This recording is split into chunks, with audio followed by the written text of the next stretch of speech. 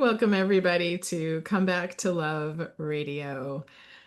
We are on Dream Vision 7 Network. I'm your host, Robyn Vogel. I'm a love and intimacy coach, an internal family systems therapist, and the creator of Ready for Love in 90 Days. This is a sacred space where we explore the real, raw, and beautiful journey of coming home to love, starting with yourself and extending to the relationships you long to heal, deepen, or ignite.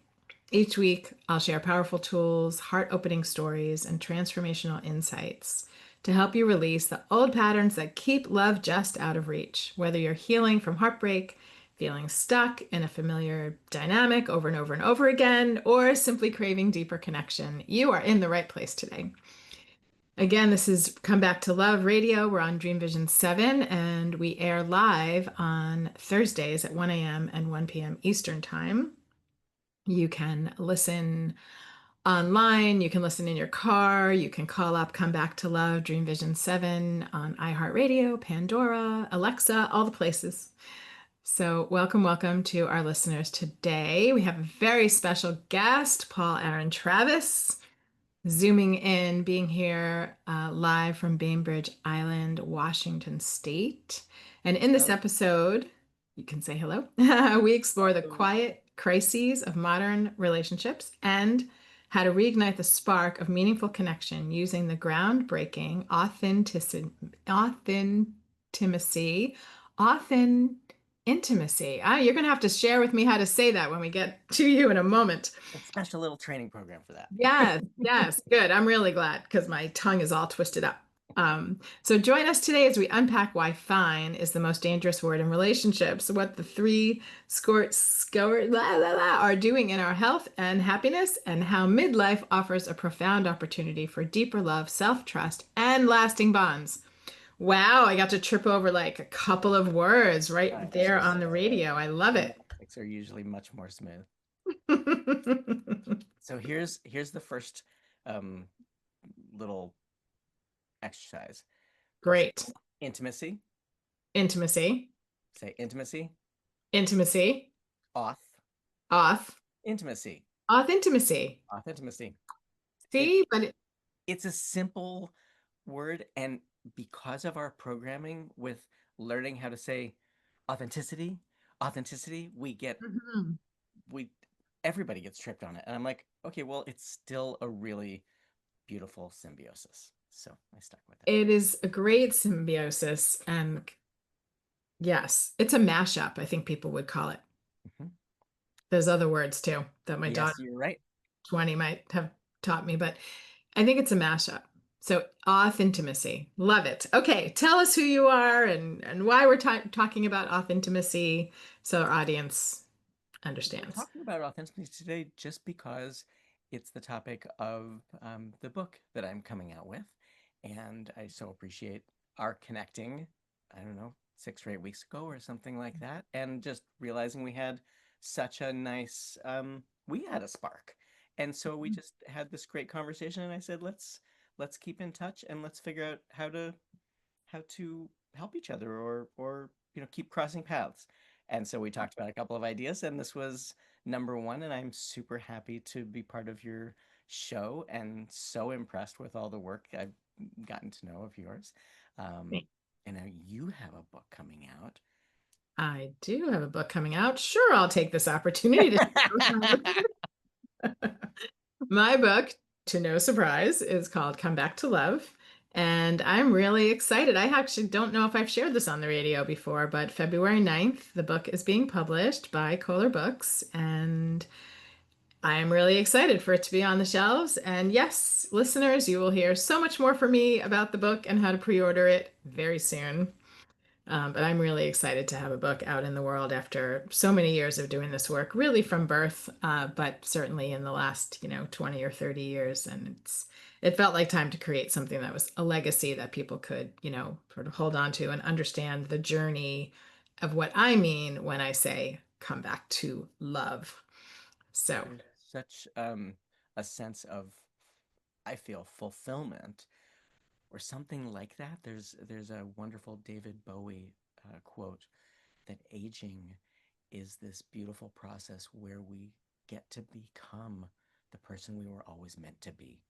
And so I Hmm. had these senses or these sensations over the last, really 2 years of making a big push on this book because I'm like, yes, it's coming together. It's um, the framework and the all of the experiences with individuals and with groups has just really flowed in so beautifully. I'm very grateful.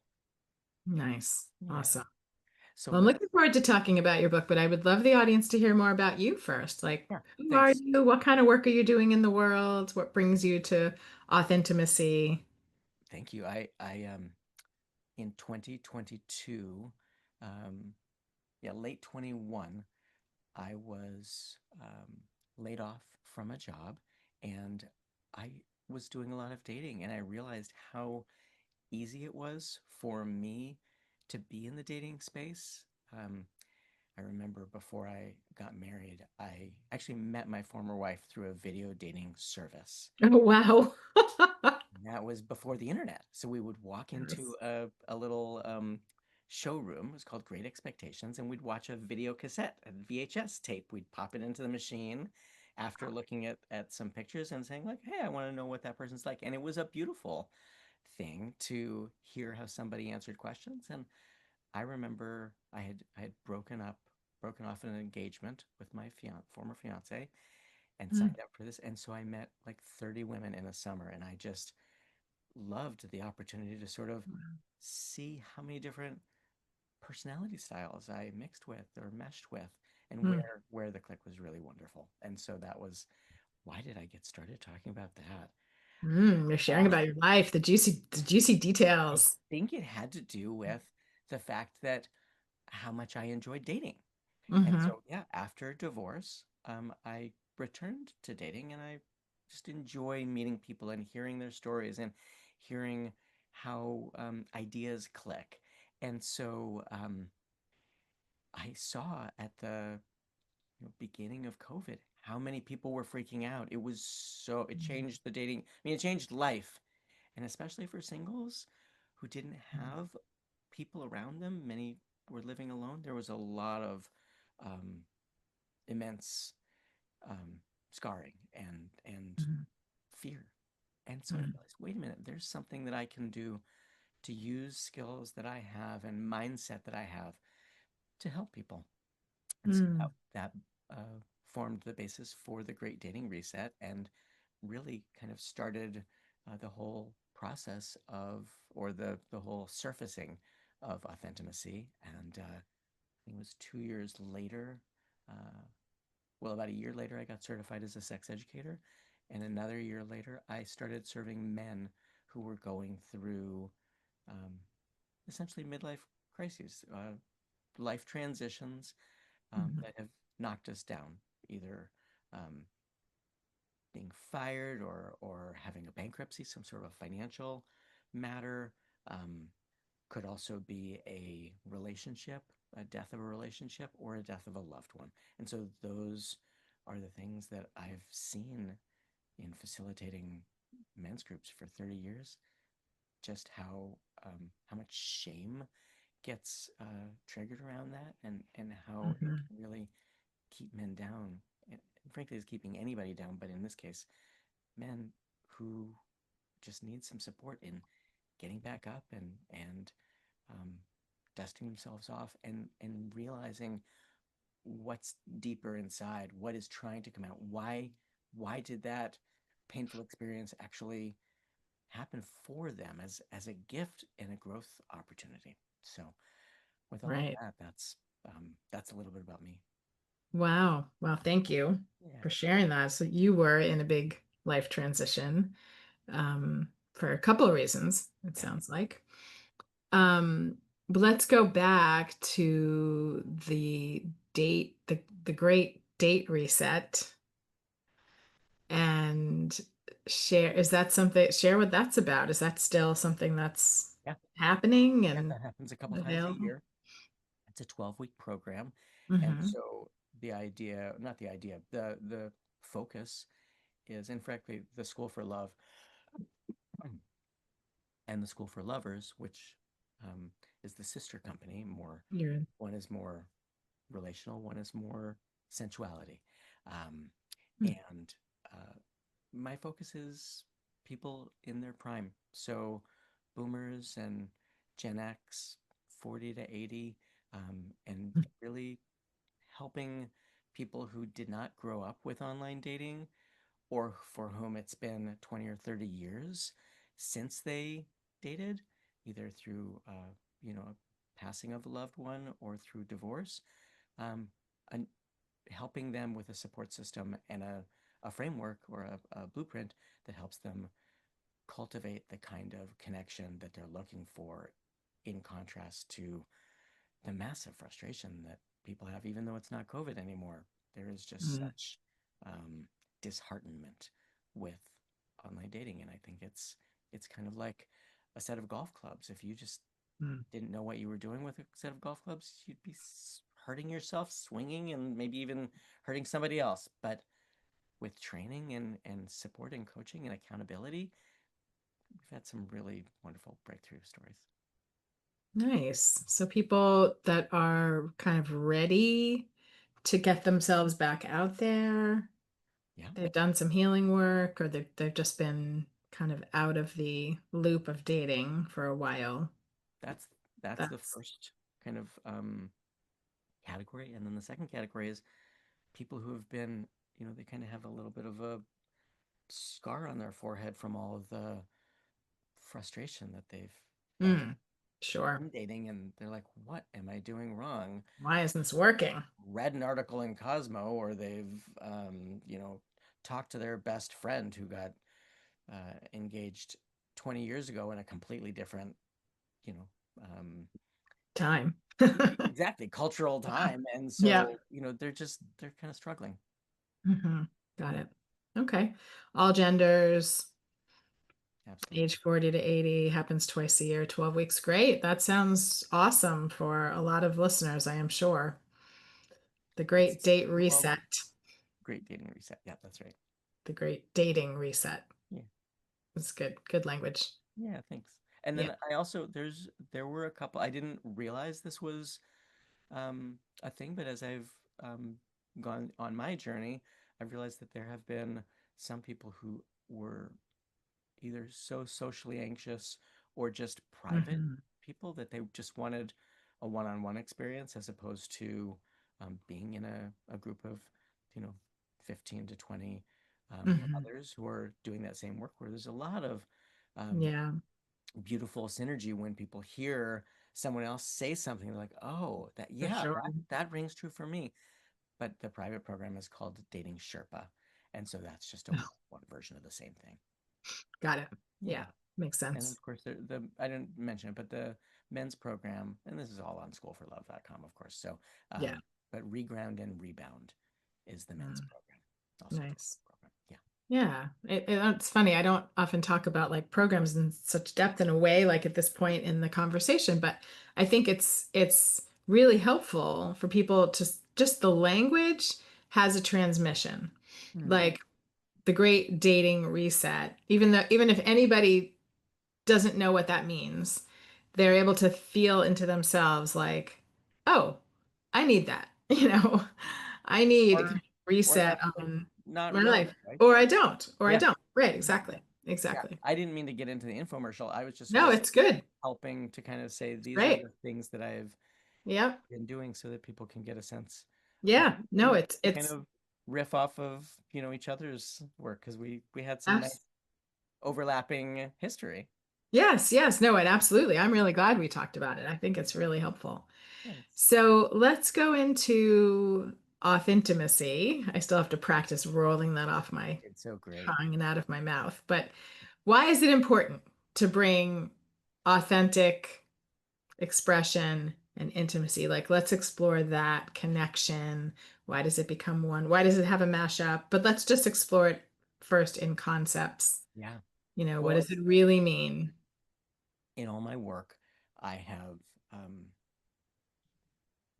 I have seen and experienced some. We talked about kind of dating a different in a different cultural time. We've been in this massive kind of ocean wave of change. You knew or you heard a few years ago that the Surgeon General said that loneliness was now an epidemic Mm.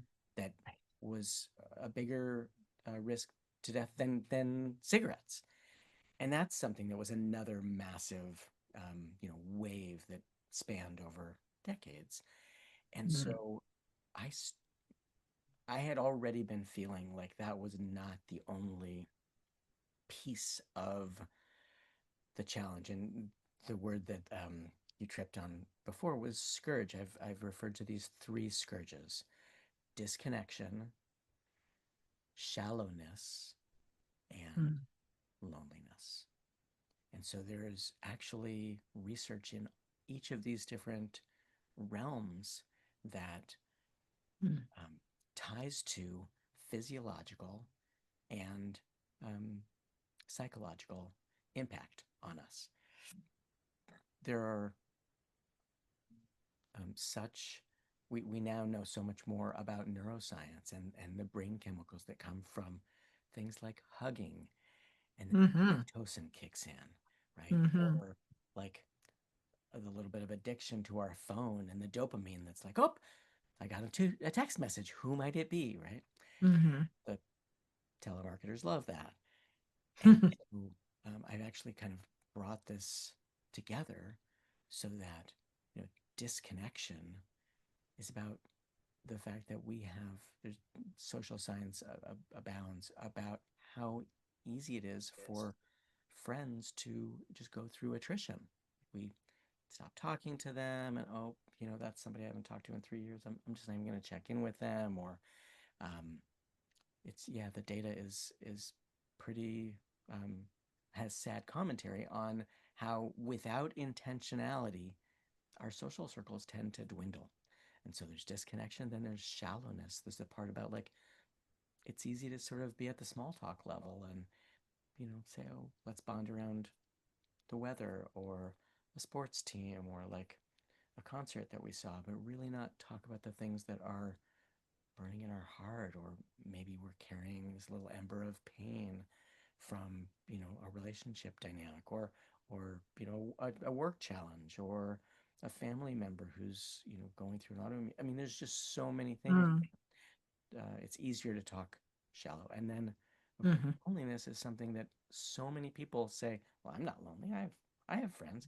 But loneliness is actually more about the feeling of connectedness, the feeling of somebody's there for me, the feeling that I can reach out when something great happens. Mm. Or do I carry it myself? And so the book has a number of kind of self-assessments to place within Mm. that. And then I tie this to authenticity. So authenticity, Mm. intimacy, and the blend of the two, Mhm. each of them correspond. So it's kind of been this beautiful like piece of art that's come together, and I've gotten really good feedback on first draft. Mm. So Yeah. what did I So, leave out? Because I know I was trying to answer your question. yeah, no, I'm really glad you laid that out and to help people think about, do they feel disconnected or not, or where do they in places in their lives or not? Are they feeling lonely? And how does that impact their lives? A lot of times people feel lonely and then they don't, and then they don't bring themselves out because they're not feeling good. So it just like cycles, right, Cycle, right? itself. And And then the shallowness is really interesting because I think that, those that are connected with their own personal growth and doing healing work, they're aware usually when something feels shallow or they're, not able to take something deeper or not. And that sort of population aside, there's also a lot of people, and I just heard this, I've been hearing this from one client often in the last couple of months. I want something different, but I don't know what it is. And and then in asking questions, well, how's this going? How is this happening in your life? How is this going in your life? And the person is like, these things are all good. And I want something different and I don't know what it is.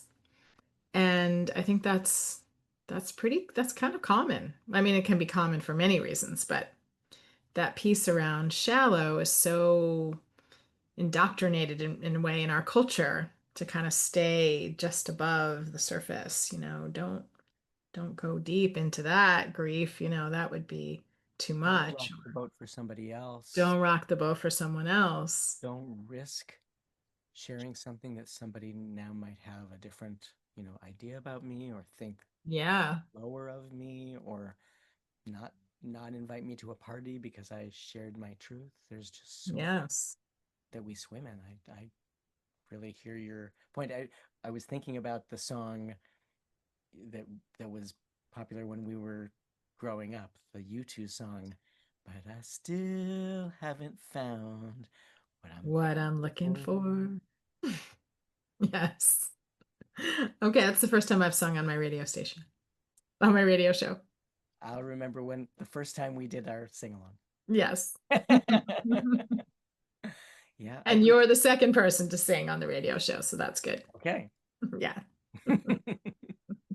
Yeah, I appreciate what you shared because, um, it's always nice to hear kind of the echo of, kind of shouting into the canyon about like this is Hmm. this is a challenge or this is real, and somebody else says, "I see it too." You know, uh, Yeah. I'm Yeah. I'm excited about what you're talking about because it connects with something that's in my heart, right? Yeah. Yeah. Beautiful. All right, we're going to take a quick commercial break. That's the perfect place to pause. We'll be right back.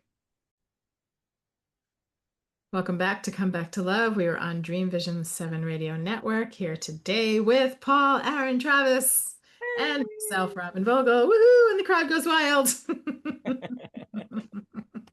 Cheering for both sides. Yes, of course, East all of Coast, it. West Coast. Yes, East Coast, West Coast, and because it's all about love, that is why we're Yes, here. So that's right. let's talk a little bit more about love. We've been talking a fair amount about people that are not in relationship and how they might be feeling and sort of helping them feel actually heard and seen around this disconnection, shallowness, and loneliness, which I think are all very common. And you know what? Those are also really common in couple in relationships too, right? Yeah. Yeah. And you've used this word spark a couple of times. And, relationships start with a spark, don't we know it? And the spark going out or the spark getting dim is such a common experience. And, we all know the divorce rates, and I've been working with couples for literally 20 years. And so seen so much, you know, coming in apart, coming back together, sometimes not coming back together. Right. And it can be so sad to feel that disconnection, shallowness, and loneliness. I'm really glad you brought those three so we can kind of just hone in on those energies because certainly people in relationship are, when they're struggling, I think they're feeling disconnected, like Yeah. things may be a little too shallow in some aspects, and lonely, Yeah. which is the I hardest to feel lonely, within a relationship. within a relationship. Exactly. And you and I both know it is so common. I can't remember the statistic, but I think it's either 25 or 30% of long-term relationships are sexless. That Hmm. like there's just an awareness of you're a different person, I'm a different person, and we're gonna just, you know, we have meals together, but there's not passion, and that just feels so sad to me because Hmm. that connection, visceral and primal and wanting, to be desired by another is something that like it's the joie de vivre. It like keeps our and I know that there's social science about how that feeling of belonging. I have like 10 statistics on in my book that I'm highlighting, and one of them is I think it's an extra 10 to 12 years of lifespan when we feel that connection. So it's not just like Ah. the the quality; it's also it impacts quantity. Hmm. Wow. So yeah, that is right. I've heard that. that statistic before, like people that are feeling that joyful, connected, heart intimate space with another live longer. Yeah. And I mean, I think it also goes back to that piece about lifespan versus health span. Like, Mm. who wants to have an extra 10 years of your life if it's not good quality? So there's this Mhm. notion of health span, which is about, the quality of our years. And so I actually have been for School for Lovers working on a this is not part of the book, but it's I think it's an exciting idea, and that is like how much can we embrace pleasure?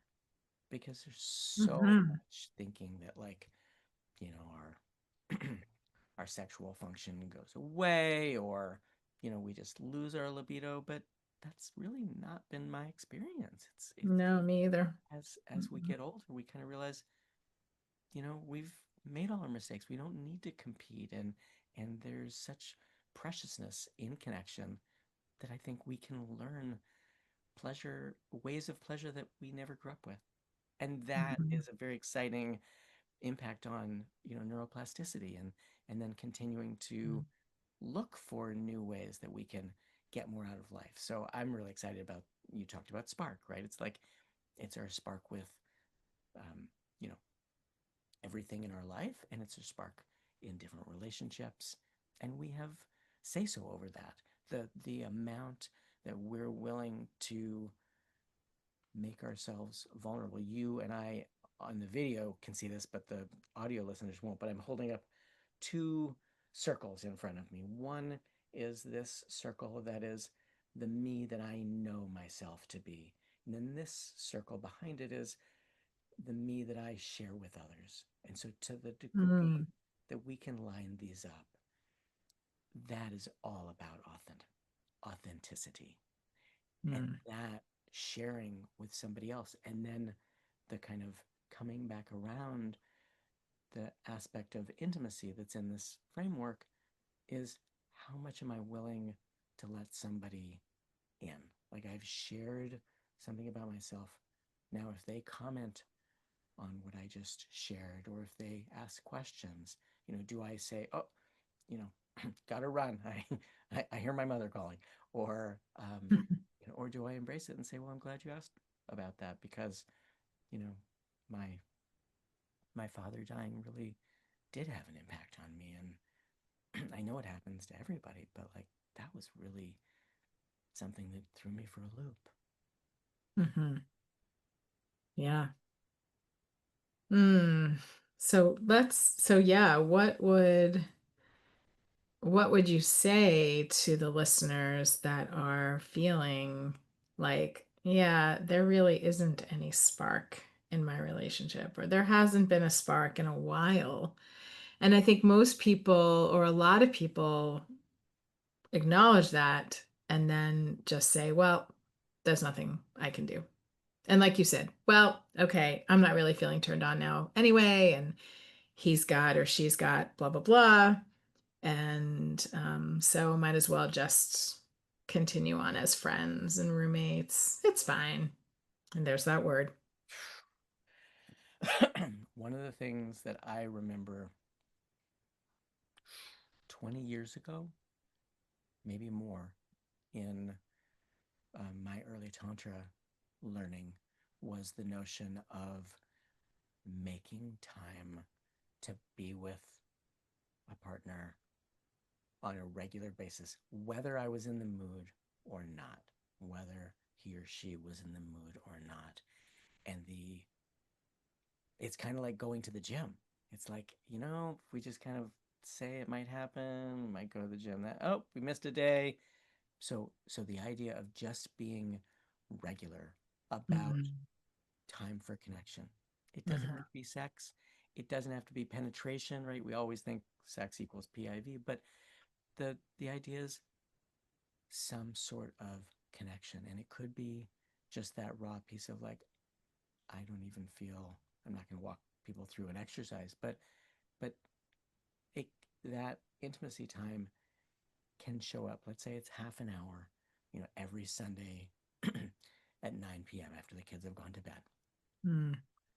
or it's 6:30 a.m. before the kids are woken up, and there's just this dedication to, we're going to light a candle and we're going to be together. And it might be just one sitting in the other's arms, it might be sitting together in a yab yum position, it might be just stroking each other's face, gently reminding, like, I'm here, I'm reaching out, I want to connect. It doesn't, you're not going to solve every problem at once, but with the intentionality and the ritual, like, that's a really good place to start. Yeah, totally agree. And then, of course, I love the idea of, like, bringing in these authintimacy exercises, right? Like, Mm. how Tell us what. how can I show? Well, for example, in the book, it calls out, like, what have I been afraid to share with my partner? What have I been kind of holding back in this corner? Like, I hope we don't have to talk about, Mm. the fact that my leg is not healing from the injury, and I don't feel good about even being in different sexual positions. Like, I feel shame, I don't feel Mm. competent, I don't feel like a good lover, I don't feel like a good partner, and I'm keeping all of that baggage here. I'm kind of visualizing it on my shoulder, Mm-hmm. not wanting it to come out. Mm. To the degree that we can get honest with ourselves, Mm-hmm. being radically honest with, in the space of our own head, in the space of our own journal, and really saying, like, what what is stuck in that closet, Mm-hmm. and then being able to choose and say, there's something that I want to share with you that I've been withholding, right? That amps up authenticity, something huge, Mm-hmm. and it prompts a conversation that's about understanding, Mm-hmm. hopefully mutual acceptance. Mm-hmm. Yeah, it's a really big opportunity to think to yourself, to take a moment and say and ask yourself, like, what haven't I shared and why haven't I shared it? Would be a piece that I would drop in there. Totally. Yeah.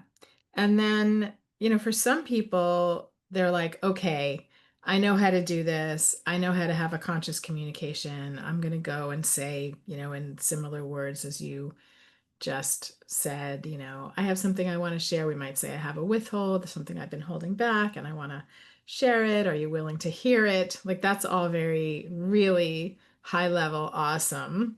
A lot of the communication skills that I teach, that you teach. Um, and that works. And then there's other people, and that works, period. So anybody like thinking, I don't know how I'm going to get there, I'm going to say, when you do get there, that's an effective tool.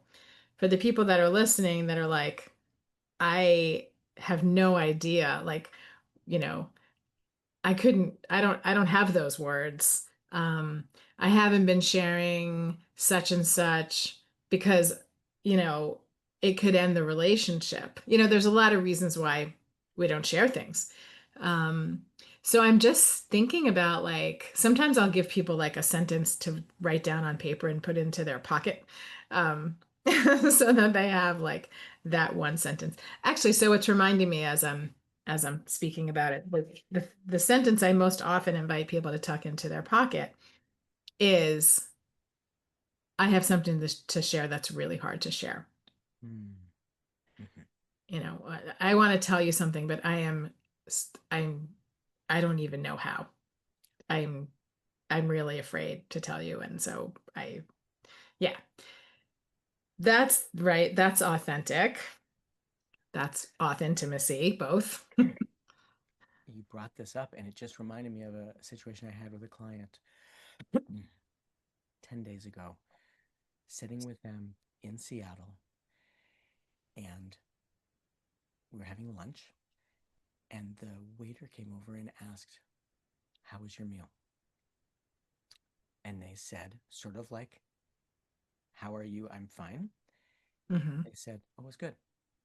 But they had just told me that those French toast pieces were the greasiest they'd ever had, and there's no Ugh. way they would ever order them again. They're like, how could they deep fry my French toast? I thought it was like, you know, anyway, Real French toast. it's actually vegan French toast. So it was Ah, like, they were like so excited. yeah. And then I said, okay, so every opportunity is a learning, a growth opportunity if we embrace it as such.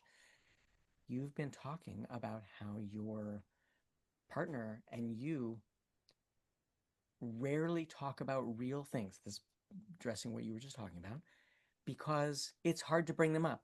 I said, here's a place where you may never see this waiter again. And frankly, if it's yucky for you, I tasted it, it was horrible.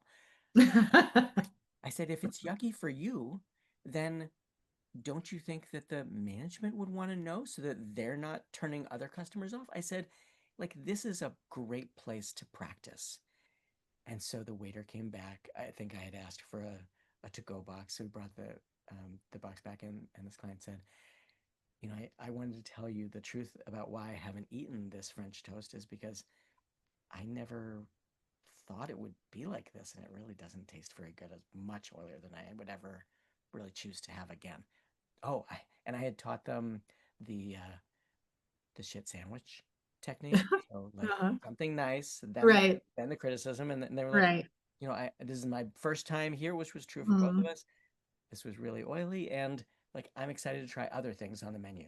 mm, And like I looked over, and they were just so like breathing deep, like, wow, I did it. mm, mhm. Felt so good. And then the kicker was that the waiter, when he came back and brought the ticket or the check, they said, "Oh, we're gonna take half off on that because you didn't like it, and um, we thought that the menu said it was deep fried. Thanks for helping us realize it didn't say that. So we'll Oh, get that interesting. corrected. And you're the second person who said it was super oily." And so I just kind of had this smile and this inner knowing with my client that not only did he grow, but also like the restaurant benefited.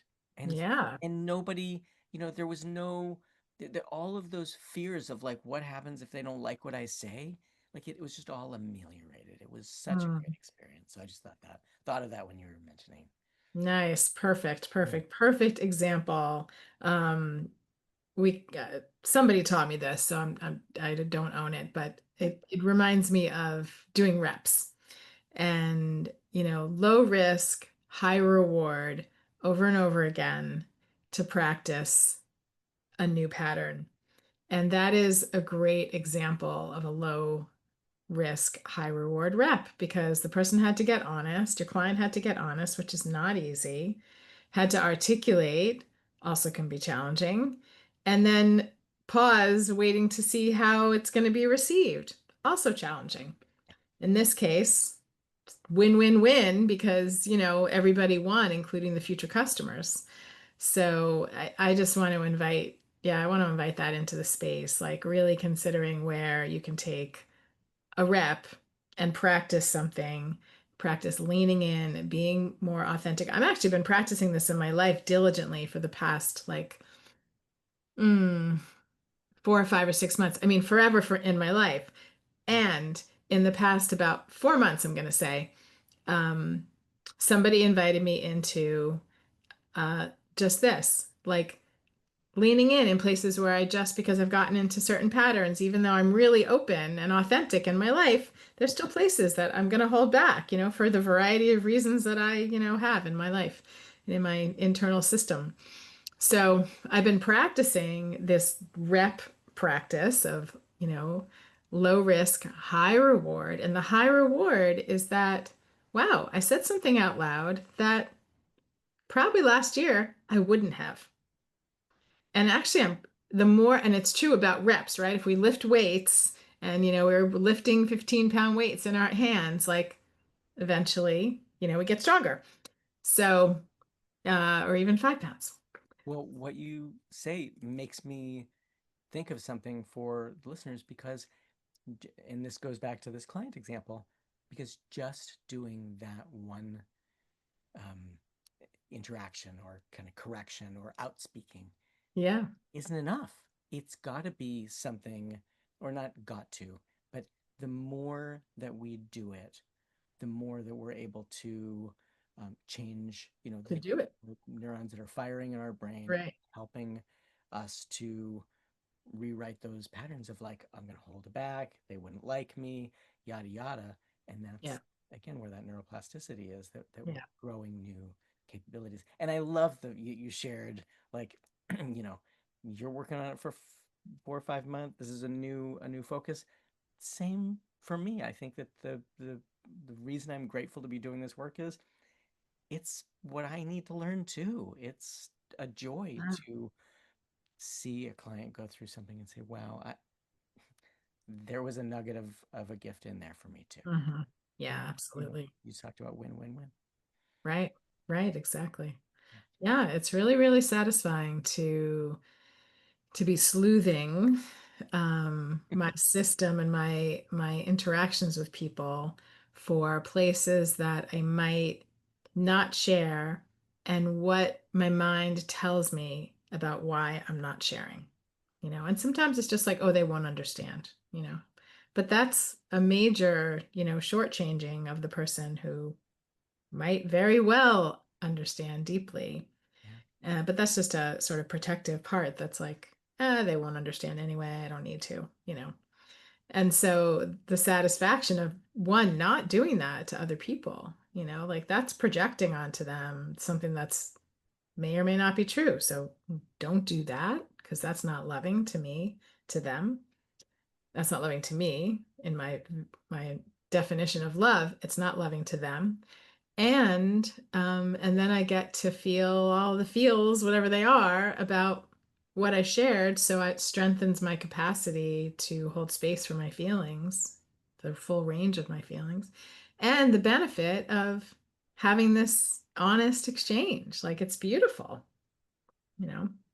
So yeah, really, That really beautiful. something that you just mentioned made me think of a question that kind of came up at the tail end of the editing process or the development of this book, and that was, okay, so like, what exactly is what do you get with authenticity? Like, what? It sounds like a lot of work. Why would I do it?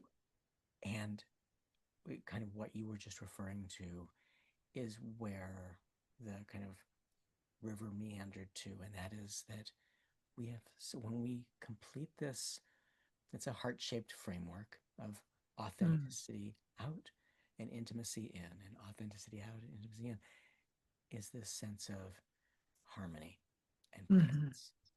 And Yeah. that, like, it's there's, I think there's a lot of, I didn't go into it, but like there's a lot that ties into flow and just a feeling of safety and groundedness. So there's a lot of goodness for doing this work and for doing the reps like you're talking about. Yes, absolutely. Absolutely.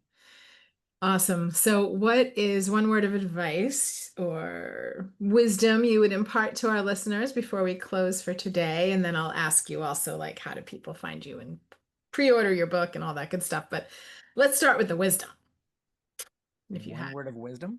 Share like a word or a sentence, something you'd maybe want people to like write down as a mantra. Take your time while I'm talking. You can come up with it. The thing that I've been codifying, and I don't have the wording fresh in my mind, but basically is this notion of um, every relationship brings value to us. Mm, It's going to teach us what we yes. want more of and what we want less of in our life. And that process helps us to break out of unconscious belief systems in order to Mm, see who we truly are. beautiful. More than Beautiful. one word, but like that's what Yeah. burning a hole in my pocket when you brought it up, because I just think it's Yeah. beautiful, um, like silver lining Hmm. for all that we go through. Yeah. Yeah. Yeah. Thank you. And that's, relationships, small r, relationships, capital R, all relationships, Right. every single one. It's my relationship with the person in the left lane on the highway. Mm. Yes, yes, beautiful. Yeah, totally true. And a big paradigm shift and a wonderful invitation to live life in that way. Yeah, You know? thanks. Yeah, absolutely. Yeah, I enjoy this Yeah, thank dialogue you. that we're doing. Yeah, me too. You asked how folks can find me. Yeah, The best thing is to go to schoolforlove.com School or for school Love, or schoolforlovers.com. SCH. Yes, yeah. Yeah, really. These days we have to correct These days we have to spell it right. Yeah, schoolforlove.com, Hmm. schoolforlovers.com. There's lots of ways to there's there's free gifts there and um, lots of resources that might be helpful in relational work.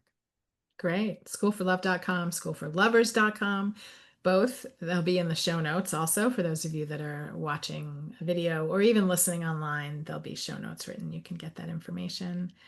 Either way, thank you for listening in. To those of you that are listening in live and listening to the recording later, so great to have you here. I think I'm up to about 50,000 listeners actually since the start of Woo! January. So, That sounds awesome. yeah, rock on. Keep listening, subscribe, like, all that good stuff.